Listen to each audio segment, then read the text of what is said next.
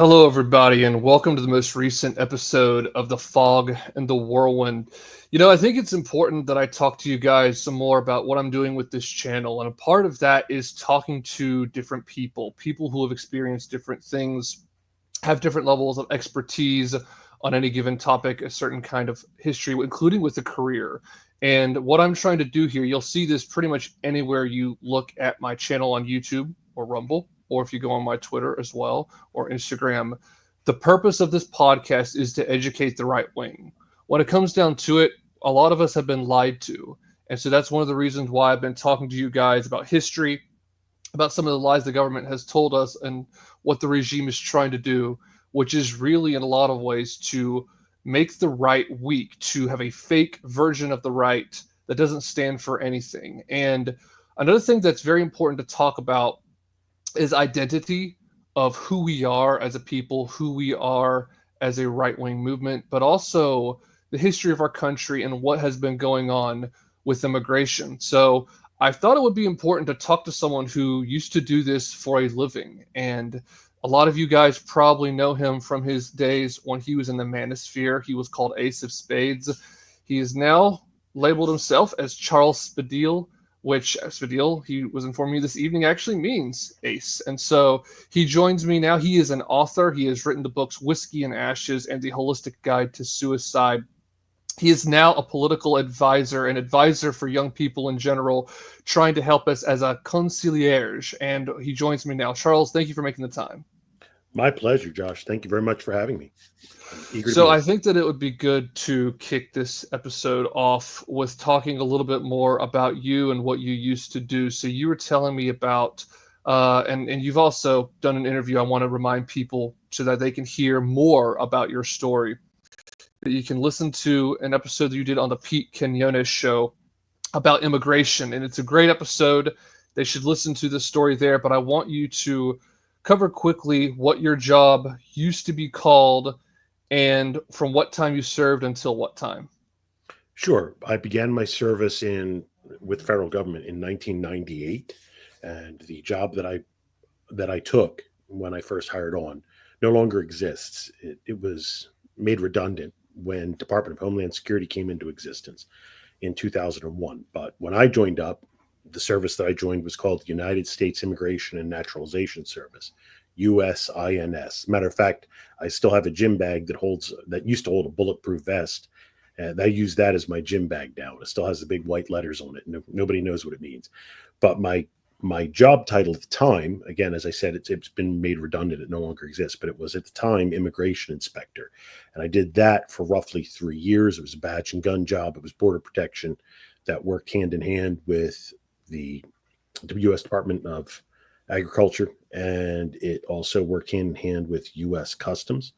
So we basically kept an eye on illegal immigration. We basically kept an eye on bringing in foods that you're not supposed to bring in, animals, stuff like that.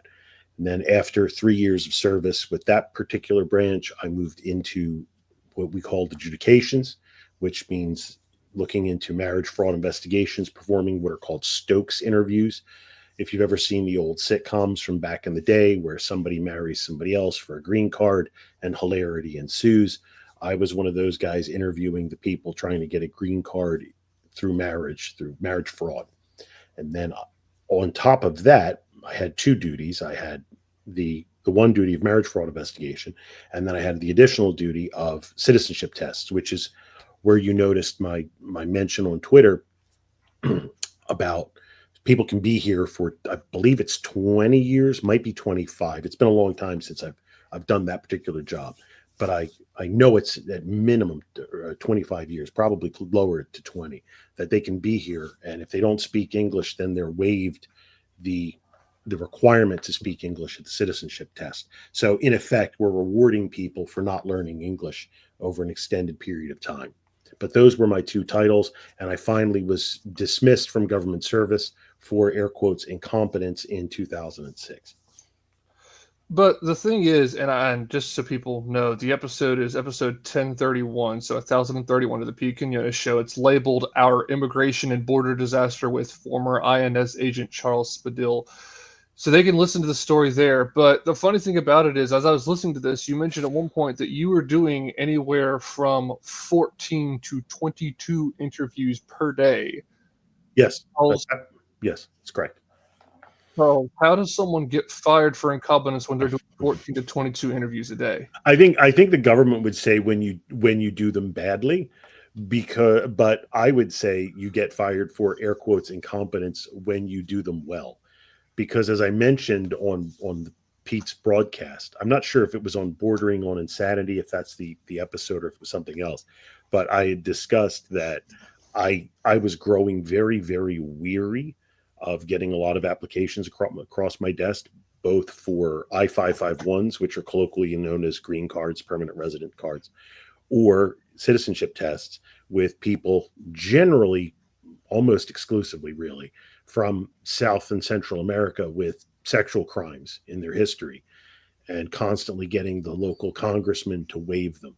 So I would always push back on moving forward with their applications, and that's how I upset a congressman. And then when you upset a congressman, your career suffers almost instantaneously.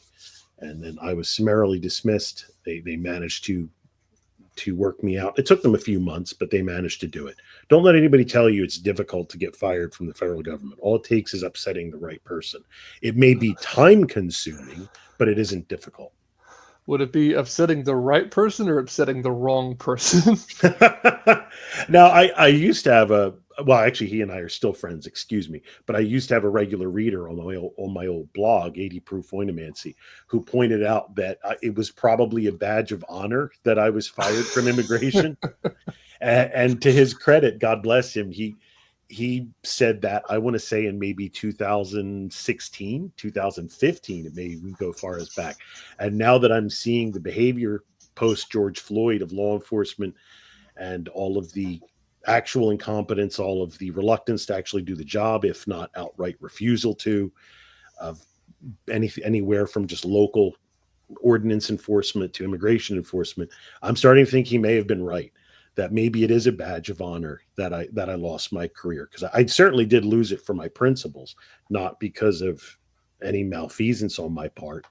And I don't believe that I was incompetent, because as I have also mentioned on previous shows, and I'll try not to retread too much ground here, but I wrote a version rather of the U.S. citizenship test that foiled all attempts at fraud or cheating by changing the questions in such a way, legally, according to the rules. But I did not break the rules of engagement, so to speak, that the government laid down, but by changing the questions so that the people that I mentioned earlier that were exempt the requirement to speak English, what they would do is they would get their translator to just give them the answers to questions, or just have them translate any statement into the right answer. Well, what I did was I made sure to choose all questions that had no translation.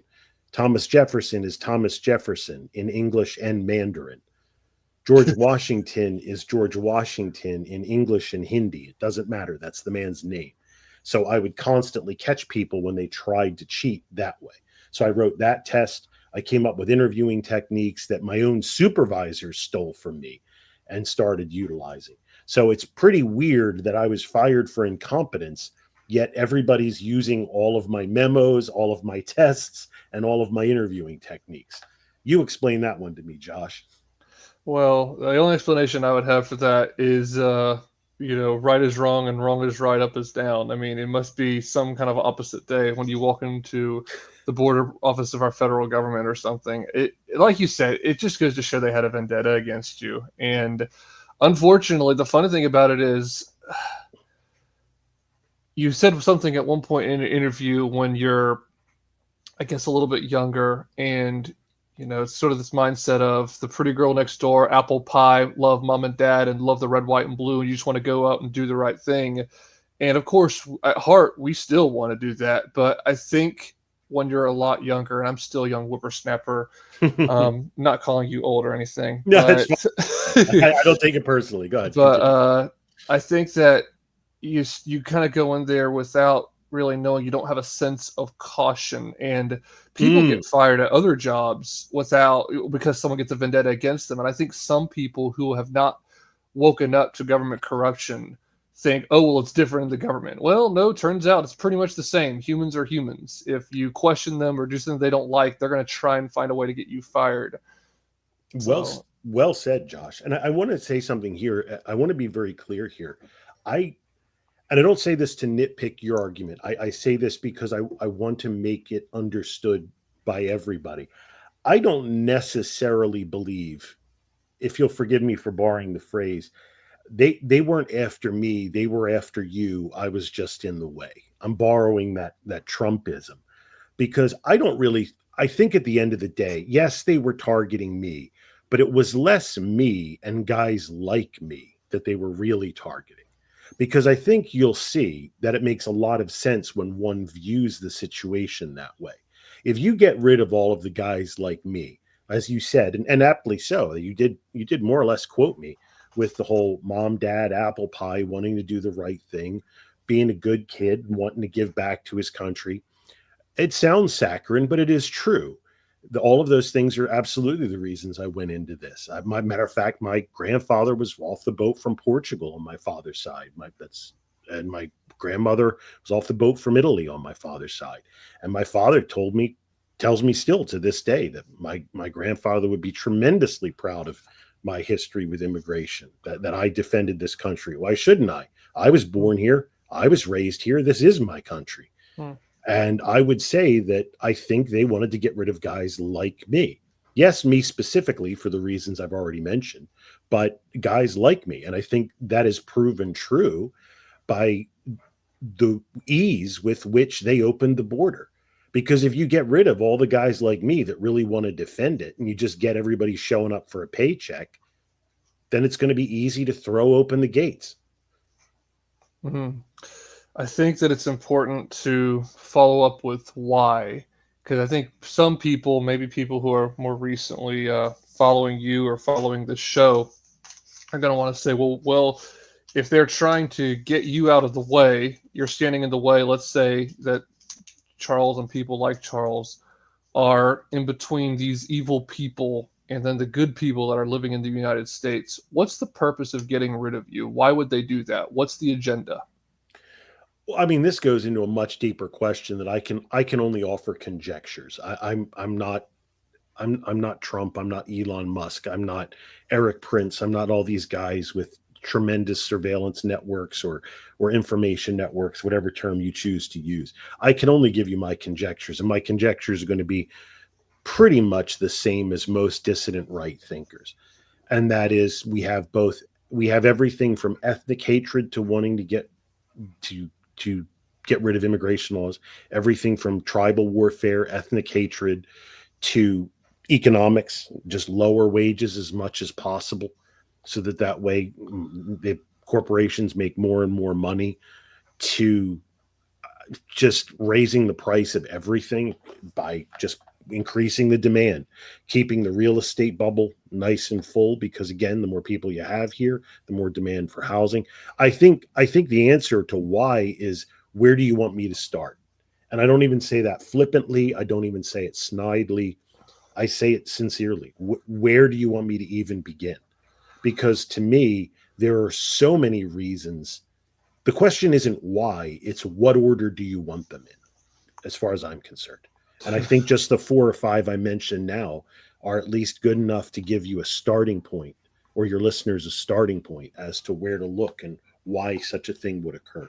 Yeah, and we will definitely get into some of those deeper things. And I want you to remind you guys to make sure that you go to the Fog of the Whirlwind on Substack.com/subscribe. It's thefoginthewhirlwind.substack.com/subscribe, and we're going to go into a lot of those deeper problems of why. So that if you want to hear Charles and I talk more about that, then please make sure you go in and subscribe. But one thing that we're going to continue to talk about here, Charles, is you said at one point, and this completely, by the way, lines up with my personal experience. So for those of you who aren't sure or don't know, I've worked a number of retail jobs, and in one of them in my part of South Carolina, there's an area of town that's just known. If anyone lives in this part of South Carolina, upstate South Carolina, they would know immediately the name of the road, but I'm not going to say it because of personal information. But there's an entire area that's almost completely Hispanic. As a matter of fact, I had a manager at one point privately tell me that she worked for a Walmart in this area. She said for every 100 Hispanics that walked in, there was maybe one or two that were not, that were black or white. Right. So this whole area has completely changed. And I say that to say you made a comment on this episode with Pete that there are people that have lived in this country for 20 years and you could tell based on how they acted or how they reacted to the questions you asked them for the immigration test if they spoke English or not. Correct. So, if I understand correctly, there have been people who have lived here. I mean, I'm 26, so almost as long as I've been alive, 20 years, who, whenever you'd ask them questions, they would kind of look at you with a blank stare. Yes, that's absolutely true. As a matter of fact, Josh, if you recall moments ago, I told you that I came up with interviewing techniques that my supervisors and fellow enforcement officers stole. One of those interviewing techniques would be that I would bring the subject into my office, or cubicle more accurately by the end, into my office, and I would step behind my desk, still fully visible from, I'm fairly tall, so I'd say from like mid thigh up, but still fully visible. And that's important to the story. And then they would be standing on the other side of the desk. And when they'd stand there for a moment, I just let them stand there, just maybe heartbeat or two.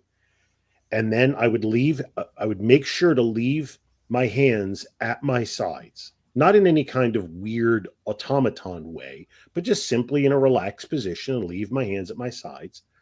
Because at this point, the officer is supposed to swear in the interviewee, the person here applying for citizenship, a green card, etc. They're supposed to swear the individual in, which of course I would do. But what I noticed was officers would give the game away before anything even started. So I changed my tactic. And can you guess what I mean by the officers would give the game away and not discover these people didn't speak English until far later in the interview? Can you guess what I mean by what those officers would do by giving the game away? By their actions. Correct. Remember, 80% to 90% of all human communication is nonverbal. You'd be amazed at how much you can make understood by not speaking a language, by simply just gesturing, pointing, facial expressions, etc. So what I would do, to step back to my story, to pick it up where I left off, I would just stand there in a relaxed position with my hands at my sides, and I would say, please raise your right hand.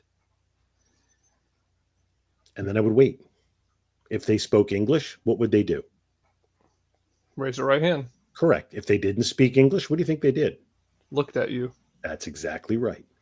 And I was able to just stop the interview right then and there. Everybody was just amazed. How are you doing this? And I'd say, simple. I just speak English. Like, well, I'm speaking English. I said, no, you're not. You're speaking with your body. I'm speaking English. And I would finish interviews within 30 seconds, which is how I could get up to 22 interviews a day. Because I'd just say, okay, this person can't speak. I wouldn't get more than 45 seconds into an interview. Okay, you failed because you can't speak English. Because remember, you have to be here for 20 to 25 years. Excuse me, I don't recall the exact number off the top of my head, but I know it's 2 decades or more. You have to be here to be exempt the English requirement. So I would just look as I was going out to get them. I'd look at their application, see how long they lived here. And then if they didn't raise their right hand when I asked 3 times, I'd give them 3 chances. Maybe they're hard of hearing. Maybe they're just very nervous. Who knows? I'd give them 3 chances. I'd say, great, please raise your right hand. Wait a few heartbeats. Please raise your right hand. Wait a few heartbeats. And I'd try a 3rd time. And then I'd say, okay, I'm sorry you failed because you didn't speak English. Sometimes their lawyers would be right next to them. And that was amazingly entertaining. Just watching the lawyer's face melt like it was like he saw the interior of the Lost Ark. Oh, that's great. I love it. So let me ask you this. So it sounds like what you were saying. So you said there's some rule, it's somewhere between, somewhere upwards of 20 years. That rule exempts you from what exactly? From the English requirement. In order to become a U.S. citizen of the United States, you have to be able to speak English. Unless You've been here as a lawful permanent resident for, I believe it's 20 plus years. It might be 25. Forgive me, it's so long since I've been in the trade. But I know it's 20 to 25 years. That You are is exempt the English, so you're allowed to bring a translator to your citizenship test. that is mind blowing to me. It is. I can't believe. I mean, number one, it should go without saying. I say this to people all the time. Look, our founders had a vote on the language for this country. It actually got very close. I think it was 2 votes from being German, which would have been a very interesting future of our country. But instead, they went with English. And so it's funny to me that if you're here less than 20 years, okay, we're going to require you. It should be required all around. But then if you've been here for 20 years, we then say you're exempt from that. So in other words, we'll reward you by just saying you can just, apply for citizenship and you're not required by that point. Right. I don't get it. Well, think about it. This is the thing that really drives me crazy. And pedants will sit there and say, oh, does it really matter? It's just, a few people that don't speak English. They've been here for so long. Why does it matter? But my point is that you're right. The language in and of itself doesn't matter. That's not my point. My point is you are rewarding bad behavior. You are rewarding recalcitrance. You are rewarding intractability. You are rewarding people for not participating in the massive events. And keep in mind, this has only become easier to do, to live in the United States and not speak English. Because as I'm fond of doing, Josh, and you'll probably discover at length through this interview, I am fond of using the people with whom I speak, using their very words. You yourself told me in the area where you were working at one point, you were told for every 100 Hispanics, and I don't like the word Hispanic for a variety of reasons. I prefer mestizo, but that's neither here nor there for the moment. That's fine. 100 Hispanics to every maybe one or two whites or blacks. Well, how easy is it for them to live in a community and never speak English now, Josh? Exactly. Right. That's the thing. And there was someone, and I want to say it was Tucker Carlson was interviewing somebody, and someone was asking him, well, okay, why do you think that is? Why do you think that these people are coming in illegally and not speaking our language? And he just kind of looks at whoever's interviewing him and says, they're not made to. Right. They're not made to wait their turn. They're not made to come in the legal route. They're not made to learn the language. Right. I can't give you his name for obvious reasons. It's not my place to give this man's name. But I'm good friends with a lawyer in Texas that does a great deal of contract law. And I can't tell you where, I can't tell you his name. But I can solemnly assure you that he has told me this personally. This is not third-hand information. He has been in a courtroom at least one time, I suspect more, but he only told me of one specific instance where he was the only person in the courtroom speaking English. And this is in Texas. Wow. Where he was the one that required the translator. Oh my goodness. That is so backwards. Yeah. Yeah. And this is the thing that drives me mad.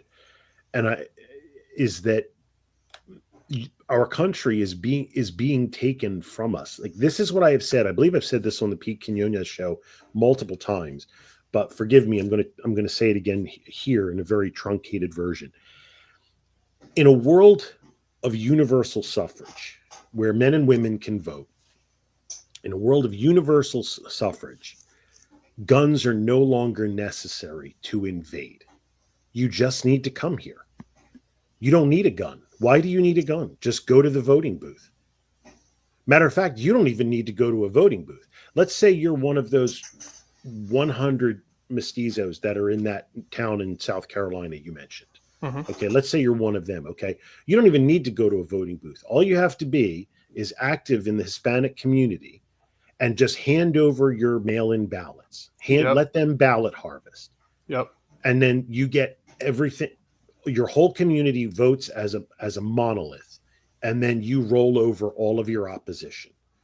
It's what the Hasidic Jews have done in New Jersey and New York. It's what numerous ethnicities have done throughout America. They just basically hand over their vote to a few representatives, informal representatives, both formal and informal, and that's it. And then they just rolled over everything. Spot on. One thing I wanted to ask you about, you mentioned that some of these people that were giving tests to showed up with their immigration lawyers, and this is just kind of an off the wall question. What was your experience with the lawyers? I Immigration law is Byzantine. It's really no. I don't care what anybody claims. Nobody really knows immigration law. It's so Byzantine, or at least it was when Charles, I can I was a stop you? Is there any law system in America that's not Byzantine? touche. Touche, Judge. Touche. Well, this is especially Byzantine because remember, and this is what I found particularly difficult about being in immigration is that you never could win. I mean, I'm sure most law enforcement officers would agree that you can't win, but this especially. 50% of the country hated me because they felt like I was selling it out. The other 50% hated me thinking that I was an evil bigot racist that wanted to keep everybody that wasn't that wasn't my ethnicity out. So just you couldn't win. But regardless, to go back to your original question, as far as the lawyers go, it really ran a gamut. You really had everything from very sharp, astute people who knew the law about as well as anybody could, to just absolute bumbling clowns who knew enough to fill out a form. Sadly, the latter were, well, I guess you could say in a way, good, it was good or bad, however you want to look at it. But the latter were far more common than the former. There was a lot more bumbling clowns than there were really sharp people. But I would have to say the majority of lawyers were actually just kind of doing it for easy money. They charge Sure. you a few $100s to fill out an application that you could have done for yourself online, even in 2002. You know? Oh wow, that's Yeah. wow. Here, just come to me, and I'm gonna come to my office. We'll do this, and then they. I wonder if that happened to anybody. If anybody did that, then they've heard from someone right after. You know, you could have just gone online and done that at the library, right? What? Wish I had known that, man. $200 later. Yeah, Uh, I'm sure it's way more than 200, but yeah, I get your point. Yes, yeah, your point still stands. Yes. man. Imagine feeling like you've just been scammed, but people do it. I get that. One thing, and this is sort of connected to what you did, but also goes a little bit broader. I kind of want to keep it to immigration, but we're going to deviate just slightly. You say that your position was eliminated. So first you were an immigration inspector, you Correct. were then an adjudications officer. Correct. You say that the immigration inspector office was eliminated, but that's not the only thing that was eliminated. So you went from being, I think it was INS, and then the organization was changed to DHS, was it not? That's absolutely correct. As a matter of fact, on the aforementioned bag that bulletproof vest bag that I use for a gym bag now, I have a pin on there that shows that I am a founding member of DHS, Department of Homeland Security, because my organization, my service, the U.S. Immigration and Naturalization Service, was subsumed into the Department of Homeland Security. So yeah, basically the whole department was technically just renamed and slid into one giant amalgamation of a bunch of different agencies. So when the INS was replaced by the DHS, That's correct, Department of Homeland Security. what is your take on the formation of the DHS? And this is professionally, but also just you as a civilian, someone I, who's been out of it. What is your take on the DHS and both at the time its formation and then now? I was steadfastly against it, and I'm sure there are many people that would say I'm wrong and that it was a good thing. I don't think it was, because if for no other reason, and I'll try not to get into the weeds on this, because again, I freely admit it's been a long time since I've been in, and things may not be the way that I remember them. Things may have changed, etc.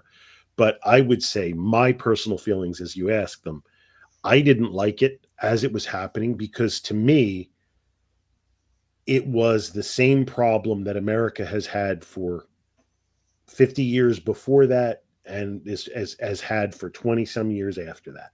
And it is this: we don't bother enforcing the laws on the books. We just keep making new ones. I think really all they needed to do was simply start enforcing the laws that already existed. We didn't need a new organization. Now, maybe we needed a house cleaning, but to kind of, again, as I said, I always use the person with whom I'm speaking. I use their words. To use your words, I mean, what agency doesn't need a good house cleaning? Right. So, I mean, did it need a house cleaning? Absolutely. But did everything need to be reformed?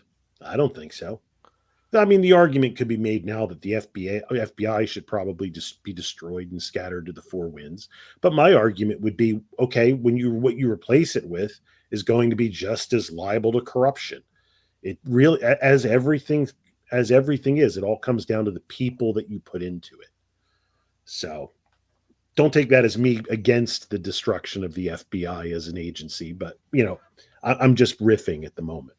Those are my feelings. So yeah, it's funny you talk about oh, we're just going to add more rules rather than enforcing the current ones. It makes me think there was one time I was sitting in a college class and my teacher who it was a class on electricity, one of the smartest men I knew. I actually ended up being a friend of his, and we're still friends to this day.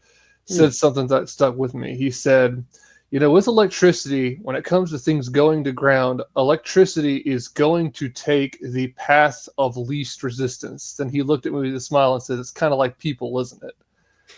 So many people take the path of least resistance. Now, not all of them. There's people who actually want to go in there and do hard work, but there's plenty of members of this population who just want to be lazy. And let me ask you this. Is it, again, this is from your perspective, and maybe you could look at the counter argument of what the argument was being made about forming the DHS. Is it actually easier to make more rules than to enforce the current ones? My perspective is that, yes, it is easier to make new rules for a couple reasons. One, you don't have to replace anybody.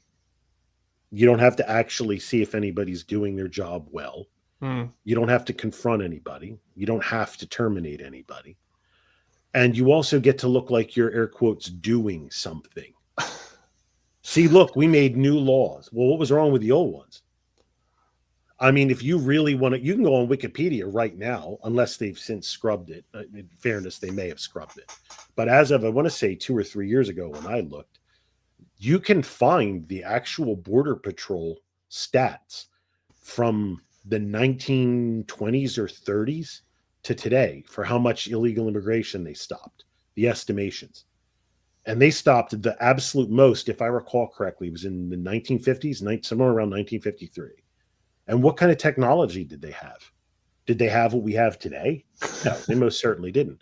Again, it really boils down to who you have there. Are they being held accountable? And I understand that bureaucracies are difficult to hold accountable, but the people that work in them can be held accountable. And those organizations can also be subverted. Or they can be, and I hate to use this word, but I'm going to because I really can't think of a better one at the moment, or they can be empowered by getting the right people in there. What's going to be the difference between the Justice Department under Biden and under Trump? Anything?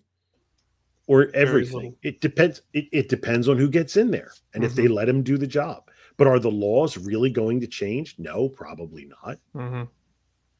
It really, again, it comes down to who do you have doing the job? That's really what everything comes down to. Who is doing it? But again, that's why they want to get rid of guys like me. All this keeps coming back to the same larger currents, the same larger themes. If you get rid of guys like me that want to do the job, want to do the right thing, am I perfect? No, of course I'm not. I'm a deeply flawed man. I know that. And I have a lot to answer for when I die. I have a lot to answer to my God and my Savior. But is my heart in the right place? Absolutely. 100%. Did I do the job to the best of my ability? Yes, I did. Did I stand up for what I believed was right? Yes, 100%. Now, again, am I God? No, of course not. Am I perfect? No, of course not. But guys like me are going to be your best option. You take the guys that take the job seriously and want to do it right. But if you get rid of them and you put in people that are just toadies, cronies, raggles, etc., whatever word you want to use, then your organization is worthless. It's useless. Doesn't matter if you have one law or 1 million laws. They're all useless because nobody's enforcing them. Probably the most interesting thing that you just said was, well, if you just make more policies, just stack up the laws, you don't have to look at the ways the laws are currently being enforced and say, well, you're not doing your job. Because it's funny. What does that say about us? What does that say about our government? What does that say about us, just generally speaking, as human beings? That there are some people who just don't like confrontation. They don't You want know to the have that. irony, Yeah. Josh, I'm sorry to cut you off, but the irony here, and the reason I jump in on that is I'm one of those people. I loathe confrontation. I really do. You wouldn't know it from talking to me or hearing me on podcasts, but I'm one of those people. However, what I am not is one of the people that takes the path of least resistance. There you I go. would argue those two things are not the same thing.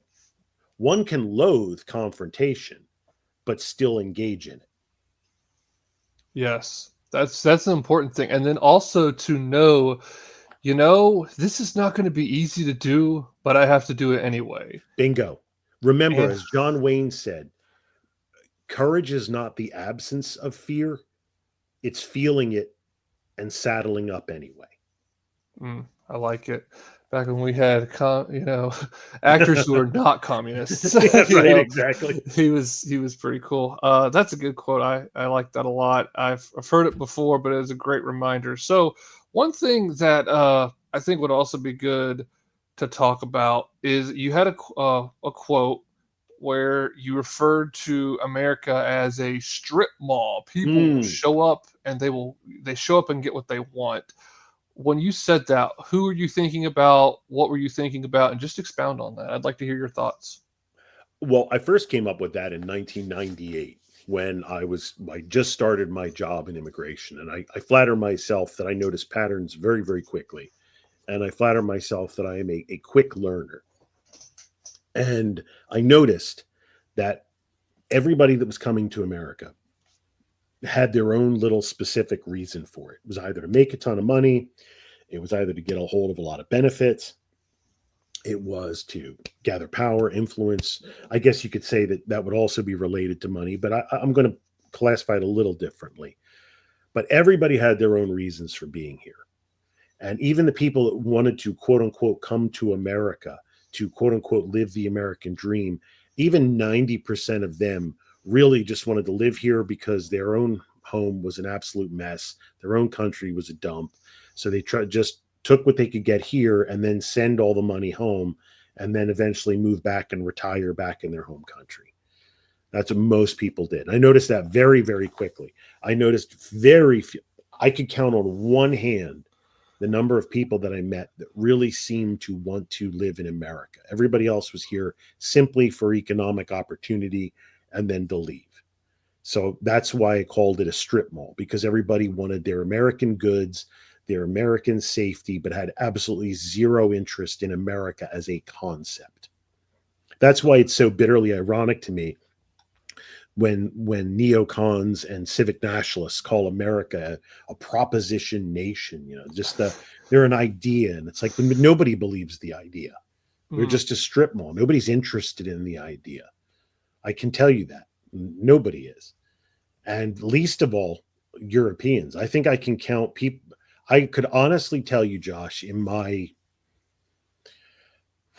what was it, 7-8 years in service, I could count on one hand the number of Europeans that came to America to live. On one hand. Everybody Yeah. else was Central, South American, African, Asian, as in Pakistan, India, Vietnam, maybe a few Pacific Islanders. I can count on one hand the number of Europeans that came here. And And even they they only can, came because they had a wife that was getting older, her family was getting older, and she just wanted to be with her family. right. Um, of those people, do you have any idea that if when they came to America, if they stayed, or were they like, well, we're going to come just long enough for her to be with her folks, and then the plan is to go back to, I don't know, Britain, Germany, wherever? Most of them, I want to say almost to a man, because they were all men, almost to a man, all of them just said, no, this is my last stop. Okay. Because they're older. They were getting they were just saying, we're not going to move again. This is it. Because they were all in their at least 60s. At least 60s. So with that being said, that kind of handles one of the groups of people that you interviewed, which were the more European types. Now, when it comes down to Pacific Islanders, East Asians, and Indians versus Latin Americans, and so on, what were the interviews like? Was there a discernible difference? Because you're talking about people who their home language, their home culture, the ethnicities that they are is very different from each other. I mean, on the one hand, you'd look at an Indian, and as you know, to use a technical term, you were correct, mestizo from Latin America. There wouldn't be a whole lot in common, you would think, or did you find they actually had a lot in common when it comes to how they answered the questions or how they carried themselves? What would you say? How do those interviews go? I would say that there was very little in common on the surface, but I would say there was a great deal in common in motivation. Hmm. If we're speaking about a larger trends, both of them were here to just get money and send it home. That's it. And basically have access to services and technology that they wouldn't have back home. And that's what they were both here. Now, however, they both did it different ways.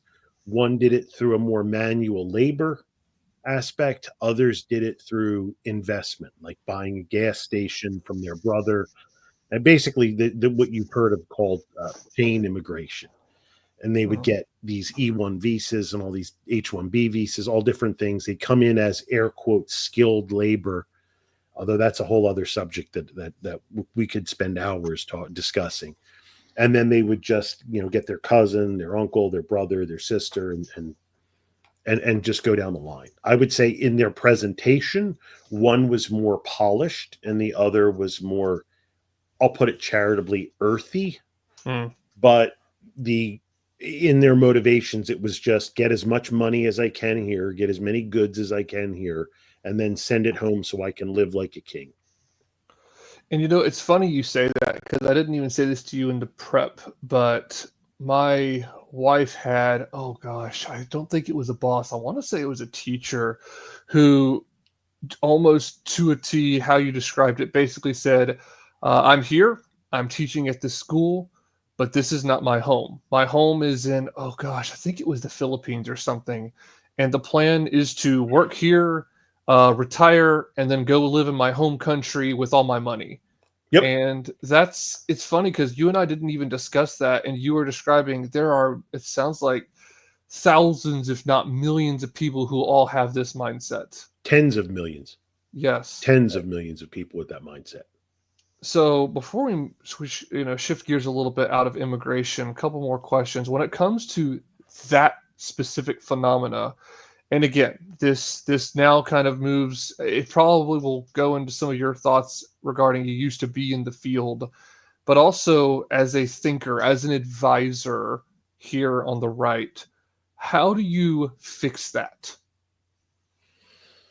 That's a tough question, but the brief answer that I can give, and the non-Fed posty answer that I can give would be, number one, I've been saying this. You're welcome to look on my Twitter. I've been saying it since at least 2015. Somebody that listened to the Pete Canona's show actually was I don't know if they were trolling me, busting my chops, being snarky, or just teasing me. But they said, I didn't realize Charles said everything always first forever. And it was like, and I was laughing because I said, I was laughing because I was like, well, I'm 52, right? Like I've been doing this a long time. I didn't join the dissident right. All you guys grew up around me. Right, That's right, not. I'm not even calling myself the head of some movement or something. That's not what I'm right, saying at all. I'm just saying I was in the trench first, and you right. guys showed up later on. That's all I'm saying. I've I'm heard not. you say that. Yeah, I'm not That's saying great. I'm a leader, but I'm just saying, hey, I was in the vanguard. That's all. I was the expeditionary force. You guys are the reinforcements. Right. So anyway, that being said, to not veer too far off of what I was saying, but that being said, like how to fix it is just such a big question, and I would say the first thing to do is just a 40-year immigration moratorium, just like I said in 2015, minimum 40 years, just nobody comes in. That's it. That's it. Frankly, including people that are getting married to U.S. citizens. Like, no, that's it. If you really want to be a couple, you can go move there. We're done. Because I want to say minimum 85% of the people I interviewed were all fraud. Were fraud. Minimum 85%. Is that punishing, 10 to 20% of people? Sadly, yeah. But big solutions and real solutions are going to take some unpleasant measures. So the first thing I would say is 40-year immigration moratorium and just get rid of everything. I would also say, and I've said this many, many times, I think the H-1B program, the foreign worker program, is absolutely backwards. All these people keep saying, "Oh, well, who's going to pick our fruit? Who's going to do that if we get rid of illegal immigration or if we stop all that?" It's like, okay, well, I'll tell you what. How about we make H-1Bs just for fruit picking, just for lettuce picking, just for lawn care? That way, all these people don't have to be. They can all do what your wife's boss said or your wife's teacher, whatever his position was or her position was. They can all do it. They can all send their money back home. You know why? And I'd be okay with it because they're not a citizen. They're not a green card holder. They can't vote. They're just here picking my fruit. They're just here picking my lettuce. They are exactly what they should be, which is foreign labor that we are permitting to live here because they perform a service that is necessary. Unlike 90% of the H-1Bs, which are all doing jobs that Americans would be all too happy to do. Network administration, internet, everything, you name it. Like they're all doing these quote unquote tech jobs that Americans would be quite happy to do. I mean, I would argue there are many Americans that would also pick fruit, but that's a whole other subject. I'm just trying to keep things to answering your question. So in brief, TLDR, 40-year immigration moratorium, and a complete inversion of the way foreign employment is done in the U.S. now. Just flip it upside down because that's what needs to happen, as far as I'm concerned. Dang, I like that answer. I think that man, that would change so much.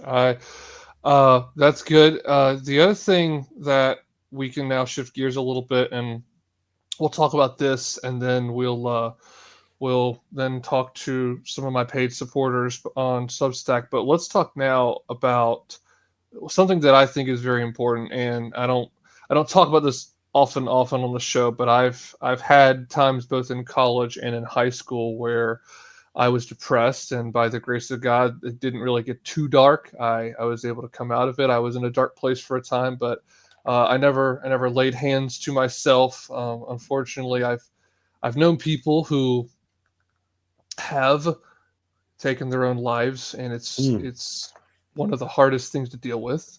But there's a big problem, and I was telling you this in the prep Mm-hmm. with young people in this country in particular, but there's also older people when you think about veterans, especially who come back from war with PTSD and people that are depressed. There's a unprecedented number of people who are on anti-anxiety, antidepressants medication.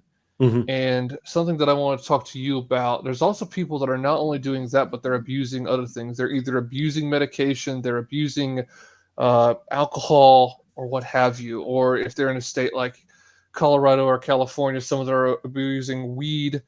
And there's all kinds of people with substance abuse, substance issues, but then also mental and psychological problems. And I think it'd be interesting to talk about this now, and then also maybe touch on what connections you see when it comes to mental health to the spiritual. Excellent question. How would you like me to begin? Is there a specific aspect you'd like me to address? Is it the pharmaceutical aspect? Is it spiritual aspect? How would you like me to begin? I mean, that's a pretty massive question that you're asking. Yeah, you're right. We'll walk through this. To begin with, how about, and it could be one sentence, it could be for the next 10 minutes. Tell us a little bit about your story. Well, I'll try and keep it brief because again, we don't want to retread things I've talked about many times prior. But when I was dismissed from federal government, remember that had been something that I worked my whole life to get into. I was a good, clean cut kid, didn't drink, didn't do drugs, didn't smoke, none of that, and never tried weed, none of that. I wasn't a partier. I just wanted to keep a clean record so I could get into federal law enforcement, and I did. Well, when my life burned down, when the government that I spent all my time trying to be a good boy for so that I could work for and do a good job, turned around and stabbed me in the back for doing a good job. At least I believe that that's why I was stabbed in the back. And then my at the time fiance left me because I no longer had a good paying job. And my family put it all on my shoulders that maybe I just didn't work hard enough. I'm sure you younger generation are familiar with that phrase. I I my whole world collapsed. So I absolutely fell into despair. I became an alcoholic. Definitely, I hesitate to say alcoholic. I'll say that, but I don't really believe there was a genetic component. It was more just simply self-medicating, Mm. which still is extremely devastating. It's extremely deleterious to my finances. I am so ashamed of how much money I drank away. I won't even admit it on air. And I'm generally very free about my flaws and my mistakes. But that's a bridge too far. I can't tell you how much money I wasted on booze and cigarettes because it was just an extended suicide attempt. Frankly, it was an extended suicide attempt, and that's how I ended up just languishing for the longest time. And then a few years after that, as I was just kind of slowly starting to climb out of the hole, my mother became diagnosed with uterine cancer, a terminal case of that. And that just dropped me right back in. So it was just, I want to say it was a very, very long 10 years, 8 years, 10 years between 2006 and when I really started to finally climb out the hole in 2014, 2015 when I relocated. But I struggled with alcohol, absolutely. I didn't even struggle. I'll just say I lost. I mean, frankly, I Mm. just lost. So I understand this isn't, as I've said in previous interviews, I'm not some guy coming from down on high, tutting people. I've lived it. I've been in there. I've lived in the ghetto. I've lived where I put on 110 pounds because I couldn't leave the house because it wasn't safe. There was guys killed on my front step. I mean, I know what it's like, and I know what despair is like, and that's why I wrote my book, The Holistic Guide to Suicide, because I try and lay out for the younger generation, you're not crazy. The world is crazy. Mm. You just feel crazy, but you're not. You're really not. The world is backwards. The world is upside down, and I don't blame you for thinking you're broken. Because if I put you in a fun house, maybe this is a bit of a dated metaphor, but if I put in you in a house of mirrors, with all those silly mirrors where your Right. body takes on different shapes, if I put you in that, you're going to think that you're weird looking, aren't you? Because you're going to see this bizarre reflection. Right. Well, that's the world. It's a funhouse mirror, a collection of funhouse mirrors, and that's intentional. That's to sell you all this crap that you don't really need. That's to keep you or make you broken so that you're reliant on them, so that you need lawyers, you need counselors, you need all these things that they can charge you money for, that they can pump drugs into you for, because it's profitable. And I won't even say it's necessarily a conspiracy per se, not in the colloquial sense of, oh, it's the shadowy room of cigar smoking men that want to screw you over. Maybe it is. I don't know. Maybe that thing does exist. But what I'm saying is it doesn't even need to. Because once divorce attorneys saw how much money they could make by breaking up the family, they sure as hell didn't have a problem doing it, did they? you know Right. once people saw how easy it was to give people weed to de-stress, they didn't have a problem legalizing it, did they? Right. Oh yeah. So I mean, I that's the answer. I mean, I struggled with it, and I would say, in short, again, we could go on at length, but in short, you think you're crazy, but you're not. I would just reach out to those people who are listening to this and say, I echo that and amen it wholeheartedly. You are sane. You actually are seeing things the way they are. I mean, yeah, there are people out there possibly listening to this who have seen some very messed up things. Oh yeah, And to feel broken up about that, that doesn't make you weird. That makes you a human being. bingo. And that's just the way that it is. And so if you're thinking, well, why does this affect me so much? And the funny thing about it is, I think people have to be very careful about kind of avoiding two ditches. One of them is, oh, well, I don't feel anything and I'm Mr. Big Tough Guy. And sure, should men be masculine? They absolutely should. I think that there's also another ditch, which is, oh, I'm in touch with my emotions, and they're like, crying every 5 minutes or something. And we Mm, don't need any of that either. We really don't. That, in fact, society has gone so far too close to that ditch. But the thing is, I think some people, for example, if they experience, you said something about, oh, I mean, there's people dying on my front lawn. If you're a human being that is experiencing living in a rough part of town and seeing messed up stuff, and you feel messed up about it and think, well, I should just be indestructible. No, you actually do need to, make peace with that in whatever way that you can.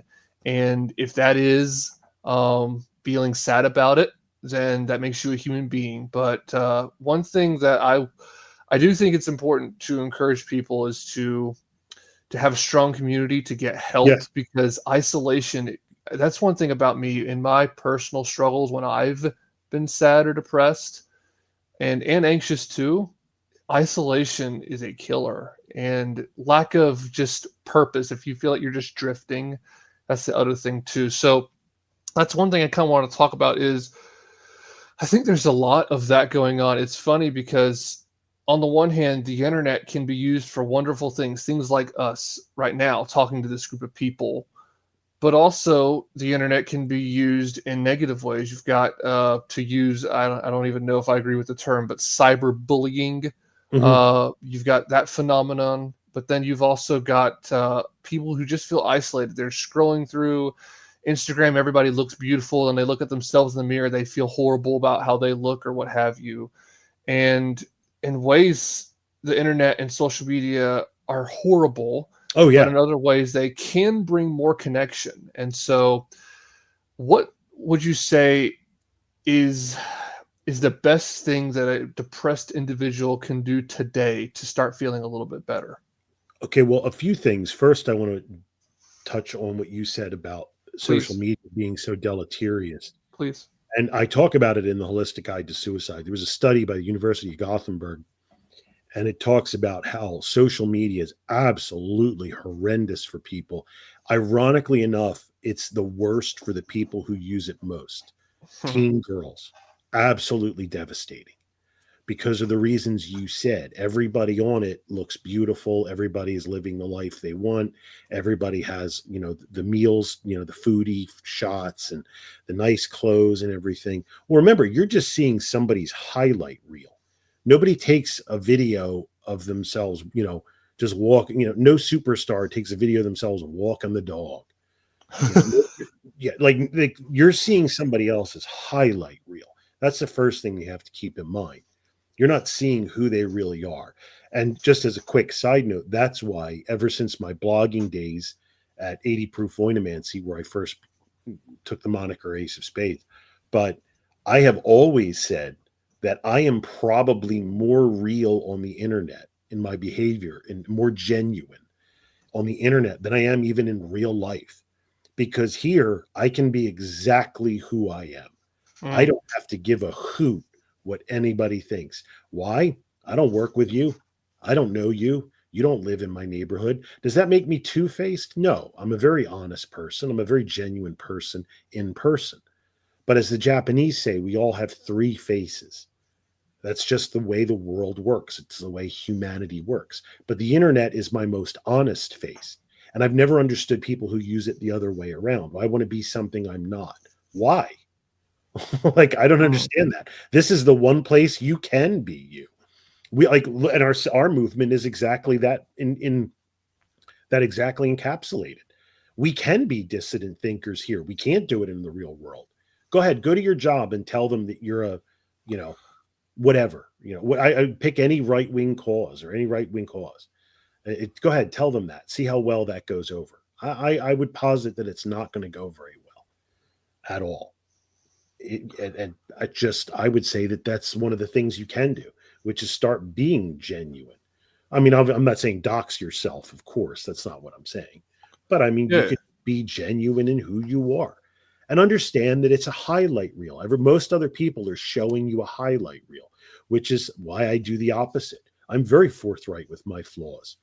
I told you I'm a functional alcoholic for a few years. I've made plenty of mistakes. I've lost, I'll say, tens of thousands of dollars due to my alcoholism. And just, I have no problem admitting that I am a flawed human being. I'm not just going to show you my highlight reel, but by doing that, I become that much more real to people. They go, okay, this guy isn't just blowing smoke up my ass. Pardon me for being crass for a moment, but he's being who he is. And the other thing I would say is, you think you're 100% right. And I put this too in my book, The Holistic Guide to Suicide. I talk about isolation, and the bitter irony about depression and anxiety is when you should most be spending time with other people is when you feel most like being alone. Mm. And I would say you have to go against the grain at that point. When you most feel like, you know what, I don't want to see anybody. I'm just really anxious and I'm really depressed. I don't want to see anybody. Get up, go for a walk. And as I wrote in my book, you know what you do when you feel that way? Go to the shower, get a shower, shave if you're a man, or if you're a woman, I guess shave too, just different parts. And then go put on some nice clothes. Put on the best clothes you can fit in. And go walk. Maybe not a suit or a tuxedo or a formal dress, but put on some nice clothes. Look sharp and go for a walk. That's what I put in my book. I tell people to do that. When you feel really, really depressed, really bad, force yourself to get a shower, clean up, and go dress nice and go out. And just you don't even have to do anything special. But when you see how people will treat you, when you look well, when you're put together, when you start connecting with other people and you're given that positive feedback, it might just help jumpstart something very positive within you. Man, I love that. That is so important. That's one thing that I noticed. Like my second bout of depression, I was very isolated, and even noticed I was kind of coming in and out of it depending on the week, quite frankly. But whenever I would go and hang out, I had this friend at the time, and we would go to different events, and I noticed whenever I did, I felt so much better. Mm-hmm. And man, I mean, and yeah, we usually would, not a suit, but we would dress up a little bit, Right. kind of a nice dress shirt, maybe some khakis, maybe some nice blue jeans, possibly, Mm-hmm. and go out there looking pretty well and talk and have intellectual conversations. And yeah, if you're out talking to people and looking good, you just feel better. And I think that some of it is a connection from whether it's our spirit or our mind to the physical world. I Yes. think that's an important part of it. Well, we're physical beings. We belong in the physical world. And to kind of go back to what you said moments ago, am I grateful for the internet and the ability to speak with men like yourself? Absolutely. I am. I am very grateful for that. I would argue meeting men like yourself and through this medium and others like you, I would say that it actually helped me turn my life around and save my life by giving younger men and sometimes older men value, by sharing my thoughts, my ideas, my experiences, and realizing that I still had worth to my fellow human beings. That helped me get myself back on track. I haven't lost all the weight that I put on, but I've lost a good deal. I'm in better shape than I've been in a very long time. I'm back working. I have some money under my belt again. I have a job that I'm proud of. Obviously, I'm not going to discuss it, in depth here for reasons that I think should be abundantly obvious. But I've turned my life around tremendously. And it's because I've made those connections. And it's because people have received what I've said. And it's because people have seen them a real human being with real flaws. This isn't just a highlight reel. Matter of fact, I think about this at least once a week. There was somebody wrote to me or mentioned me on Twitter. I still think about it. It was so powerful. And he said to Pete Quinones after hearing one of my interviews, he said, not only am I something along the lines of, yeah, Charles is impressive with his knowledge and his expertise and his experience, but honestly, he just seems like a really nice guy that anybody would want as a pal. And I'll tell you, like that still hits me. Like that, to me, that's a win. Like you can have your 50,000 Twitter followers, your million Twitter followers. I couldn't care less. If I have 5 or 5 million, doesn't make a difference to me. But to have men like that just see my worth as a human being and just be like, hey, you know what? I'd like to meet this guy in real life. Because they always say don't meet your heroes, right? Because you see their highlight reel. And then when you get to know him, you're like, wow, this guy's a piece of shit. Forgive my language, sorry. But this guy's garbage. But just have somebody say that very nice, very sweet, very genuine thing. It's things like that help me turn my life around, to feel that worth, that human connection. And I would recommend everybody, try and achieve the same. Yeah. I think that's very important. I man, there's something I was going to ask you about. In terms of one thing that was interesting that you said, you made a comment about the alcoholism and the buying of the cigarettes and how really you described it as a very slow suicide. And it's funny because one thing that called back to my mind, it was an interview I listened to a very long time ago, back when I was, I say this with a smile on my face, a libertarian, because of course I'm not anymore. I Right. came to the dissident right through libertarianism like Pete Quinones did. I would say welcome to the club there, Josh, but go Oh, ahead. cool. Continue. Yeah, yeah, right. The there was an interview between Larry Elder and Joe Rogan, and Larry Elder, one thing he talked about that was probably the most productive part of their conversation was the school shooter phenomenon going on. And he said, when you really examine it, the school shooter is really suicide by cop. They Yep. are hoping that someone will shoot them dead because they just want to be done. But they Mhm. also want to make other people miserable by shooting as many as they can. It's kind of like a misery loves company, but gone completely crazy. And it's very sad. Of course, I'm repulsed by this happening, but it's also very sad. There's people who are doing this. And I do think that it's important to examine that at least briefly. Let me ask you, in terms of, you had said something earlier about your book, Holistic Guide to Suicide. When it comes to the average person who's experiencing, whether it be suicidal ideation or substance abuse or mental problems, would you say that just on balance, oh, go to therapy? Or would you say, well, I would say go to therapy, but with some qualifications? Or what would you say in terms of talking to people or talking to a therapist? Well, first I'll answer the question in two parts. Hmm. What would I say to talking to people in general? I would give this for both aspects, but I would say if you can find people that you trust, that you, again, I hate to use this phrase because it's been so corrupted, but it is apt here, that you feel safe with, then by all means do that. I'm not going to backpedal on anything I said. You need other people, you need a support network. No man is an island, believe me. If anybody tried to make it on their own, it was me. I could fill volumes with my efforts on that front, and all of them were complete failures. I promise you. You will not try and be an island harder than I did. Not possible. Hmm. So I'm letting you know, give it up. Save yourself now. Don't learn the lesson too late in life like I did. Find other people and try and have a genuine connection. Do I recommend therapy? Qualified, yes. I do. I would recommend you be very discerning, very discriminatory with whom you speak. And I don't mean racially discriminatory necessarily. I mean, if that's your thing, hey, then by all means, but that's not really what I'm talking about. I'm talking about when you talk to them, when you sit down with them, do you feel like opening up? Do you feel like they're guiding you in a positive way, or do you feel like they're manipulating you in a, hey, maybe we should have you mutilate yourself because you're not really a man? Right. I say that mildly jokingly, but not much, because Yeah, it does happen.